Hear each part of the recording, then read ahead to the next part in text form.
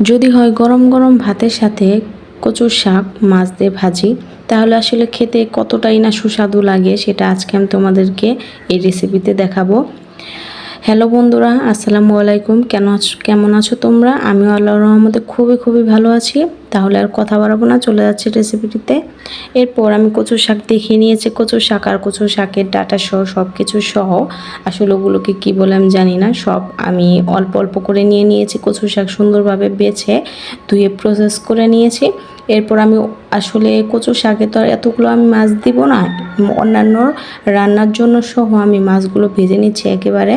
এই কারণে এতগুলো মাছ এখানে যতগুলো পেটি দেখানো হচ্ছে, এগুলো আসলে ওই কয়েকটা পেটি দিয়ে আমি আজকে কচুর শাকটা ভাজি করব। আসলে না হলে দেখা যায় কি কাটা কাটা থাকে, খেতে অনেকে আছে যে কাটা কাটা থাকলে ওইটা খেতে পছন্দ করে, তবে কাটা বাছতে আসলে কষ্ট হয়, দেখা যায় গলায় বিঁধে যায়। এ কারণে আসলে আমি আজকে অন্য মাছ দিয়ে করতেছি। খেতে কিন্তু সত্যি খুব সুস্বাদু হয়েছিল। এরপর আমি মাছগুলো সুন্দরভাবে মাখিয়ে ম্যারিনেট করে রেখেছিলাম।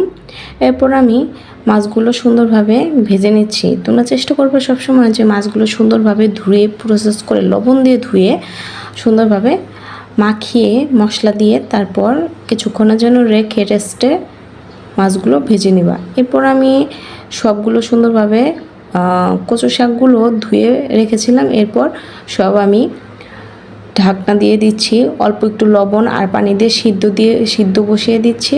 এরপর আমি শাকগুলো দিয়ে দিয়েছি, কারণ ডাঁটাগুলো সিদ্ধ হতে সময় লাগবে, কারণ ডাঁটাগুলো আমি আগে দিয়ে দিয়েছিলাম। এরপর কচু শাকগুলো দিয়ে দিয়েছি। তোমরা দেখতে পাচ্ছ লবণ দিয়েছি আমি। অল্প একটু লবণ দিবা, বেশি পরিমাণে লবণ দেওয়ার দরকার নেই, কারণ রান্না করার সময় দেখা যায় লবণ দিতে হয়, না হলে দেখা যাবে আবার বেশি হয়ে যাচ্ছে এই কারণে। এরপর আমি সব সুন্দরভাবে একদম ফিনিশিং করে নিব। তোমাদের যদি কোনো থাকে তাহলে ওটা দিয়ে তোমরা করে নিতে পারবা, আর আমি ভাজা কাটা দিয়েই আজকে করতেছি। এরপর আমি সুন্দরভাবে সব কিছু ঠিকঠাক করে নিয়েছি। তোমরা দেখতে পাচ্ছ আসলে কালারটা কত সুন্দর এসেছে।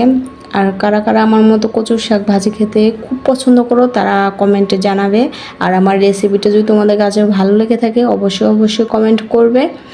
আর আমার কাছে যদি তোমাদের কাছে অন্য কোনো ভিডিও তোমাদের যদি দরকার হয় তাহলে কমেন্টে জানাবে, আমি তোমাদের রেসিপিটা করে দেখানোর চেষ্টা করব।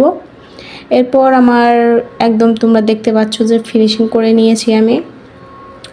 আর কচু শাকটাও সুন্দরভাবে সিদ্ধও হয়ে এসেছে, একদম গলিয়ে নিয়েছি আমি। আর এরকম গলা গলা থাকলেই সুন্দর লাগে আর দেখতেও খেতেও মজা লাগে। এরপর আমি মাছ ভাজি করেছিলাম ওইটুকু তেল সহ আরও তেল দিয়ে দিয়েছি। এরপর আমি কাঁচামরিচ, কিছু রসুন কুচি, পেঁয়াজ কুচি সব সুন্দরভাবে কেটে নিয়েছি।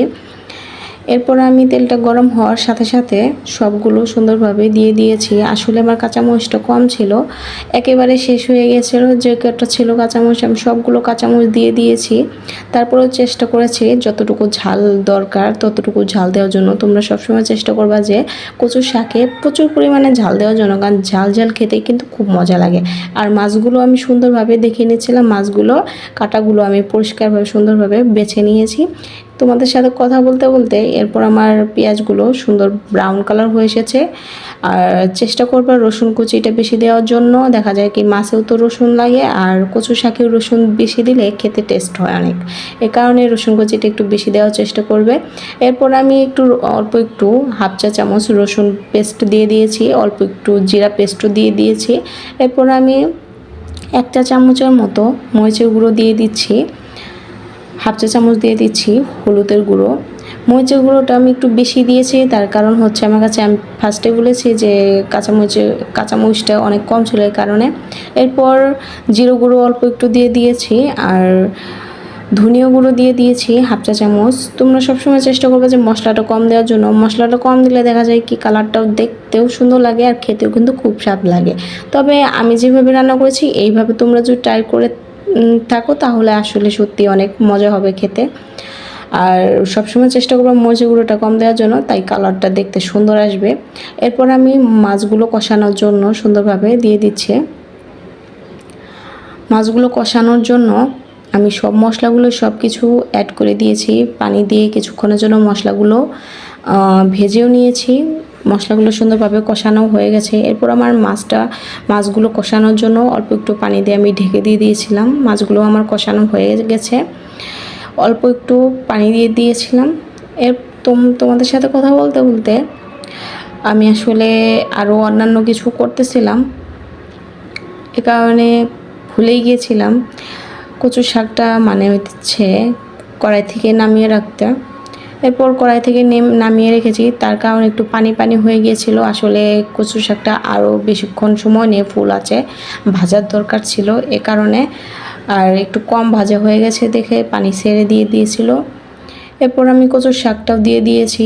আসলে কালারটা কেমন এসেছে তোমরা দেখতে পাচ্ছ। আসলে মশলাটা যদি কম থাকতো তাহলে আর এরকম কালারটা আসতো না, আরও দেখতে খুব অসাধারণ লাগতো, সবুজ সবুজ থাকতো। এর সাথে তোমাদের সাথে কথা বলতে বলতে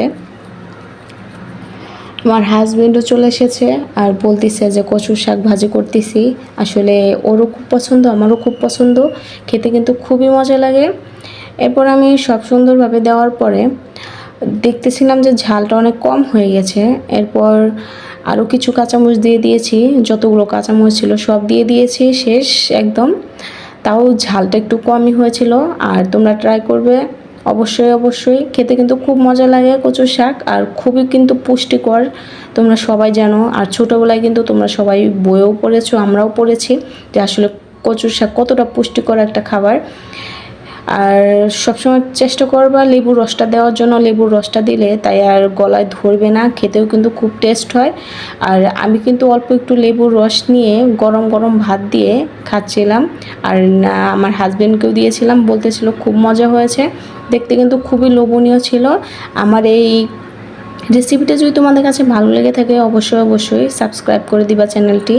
আর যদি তোমরা ফেসবুক থেকে দেখে থাকো অবশ্যই পেজটি ফলো করে দিয়ে পাশে থাকবে, কমেন্ট ফলো করে লাইক ফলো করবে সব সময়। আমার এই রেসিপিটি তোমাদের কাছে অবশ্যই নোটিফিকেশন পাওয়ার জন্য যে কোনো ভিডিও তোমরা সাবস্ক্রাইব করে রাখবে। আজকে তাহলে বিদায় নিচ্ছি তোমাদের কাছ থেকে। ভালো থাকবে, সুস্থ থাকবে, আল্লাহ হাফেজ।